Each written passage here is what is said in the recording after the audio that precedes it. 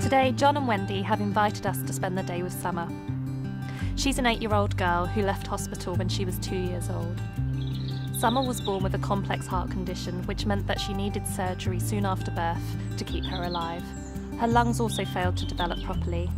Therefore, Summer requires help with her breathing from a ventilator all of the time.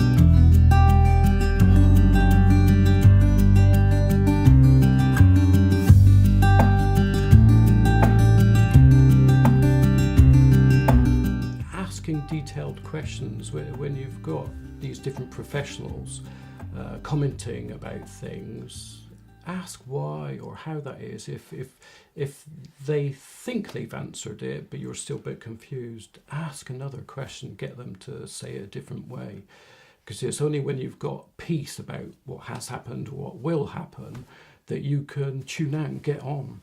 It's quite daunting to start with, definitely. You sort of think, oh my goodness, how's this going to impact on normal life? And can you do this? Can you do that?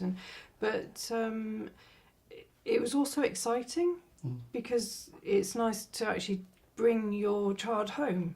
So that's really important, you know, for them to have a normal life as much as possible. So it's mixed emotions. And once it felt like we were signed off with our competencies, things we had to do, it was like, oh, come on, now what are we waiting for? But it was important to have equipment or pieces of plastic, different stores available, otherwise we'd have got home and run out of things. So there were good reasons to wait a bit longer. I think also for the care package, because a lot of long-term ventilated children need a care package. You need help at night so you can sleep. And of course that takes a while to recruit people, train them, you know, so it's a process. We were excited to actually bring Summer home to initially, and then to start with, it's a bit like the honeymoon period where it's all new and it's different and you're trying to find your feet. And then it's natural to sort of go into more of a dip where you feel like, oh, this is too much, can't do this, it's far too difficult, especially if you get a bit sleep deprived, you're trying to do too much, but you need to find your own rhythm. So it's not actually becoming a hospital at home, although it's sort of like a hospital at home, it's not, it's your home. That's the most important thing.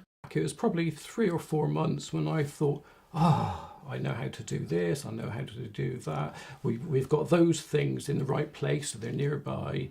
And it just felt like life was now finding a normality, a sort of rhythm again. To start with, it's you're really grateful that you've got carers coming in and helping, and then you go through the stage where you've got the annoyance of like, where have they put that? Oh, they've thrown that away, and why are they doing that? And that nurse has just had 6 cups of coffee, and you know, and then you move into the sort of phase where, oh, the carers will come, and you just get on with your life, and you just sort of, it becomes normal. Find ways to do what you would do with a typical child, because that's what you've got, is a really typical child. Actually do go out to the park, go for a walk, even though it takes half an hour to get everything ready to actually get out the door, do it. Otherwise you become housebound, and then, you know, you feel isolated. Seek out other parents of long-term ventilated children. There are groups to join where you can get advice. You know, you might have need advice 2 o'clock in the morning, or, you know, there's always somebody willing to give that advice and help. When Summer was sort of 2.5, 3, she went to nursery, but it was a nursery attached to a special needs school, which she absolutely loved. She's now in a primary school, just moved into year 3, in mainstream. And now that she's full-time, she doesn't think of school as something that you occasionally go to. She's now in the real rhythm of just going to a mainstream school. As a piece of advice I'd want to give parents would be, find the people around you, make a network. There are different people, and some people you might want to protect, but you need people you can laugh with and equally cry with, and you'll be supporting them.